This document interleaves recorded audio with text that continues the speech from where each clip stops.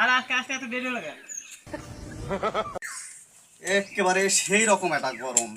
ঘটনা হলো যে ওই আসতে আমার মোটর সাইকেলের চেনটা হট করে ছিঁড়ে গেছে, সেজন্য ওই ডাঙ্গাপাড়া মেকারের দোকানে দিয়ে আসলাম, এই জন্য না দেরি হলো। তো ঘটনা হলো যে আর কেউ আসে নাই। না তো আর টাকা বের মধ্যে আছে।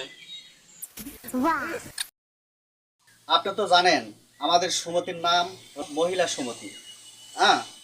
তো এই হিসাবে শুধুমাত্র আপনার বই আসবে এখানে, আপনার আসার কোনো দরকার নেই। আপনার আমার বউকে সমস্যা তো আর কিস্তির বাইরে বেরোবো। চৈত মাস গরমে কি সদস্যরা ক্লান্ত হয়ে গেল নাকি, এখনো কিস্তি দিবে আসে না, মাথা মুথা হ্যাং করে ফেলে দিল। আসসালামু আলাইকুম স্যার। ওয়ালাইকুম সালাম। স্যার আমার লোন নেওয়া লাগবে। কত টাকা লাগবে? স্যার আমার 1050 টাকা লাগবে। 1050 টাকা নিতে গেলে তো আপনার আইডি কার্ড, তারপরে ব্যাংকের চেক, তারপরে ছবি এগুলো লাগবে। তো আপনি এগুলো নিয়ে আসছেন? আইডি কার্ড ছবি নিয়েছি স্যার।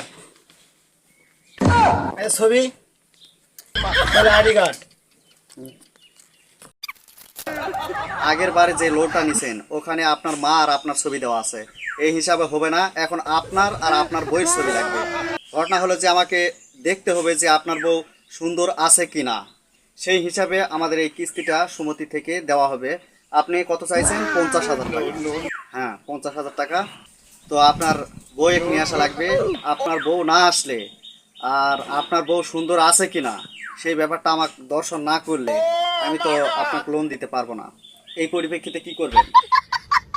স্যার আগোটা আপনি একবার নেন, 50,000 টাকা আপনি 1,00,000 টাকা দেন, আগোটা যাই নিয়ে আসি। শালা আমি কার কাছে কি কইছি রে, আমার তো আবার ওই মানুষের বউ দেখা অভ্যাস আছে।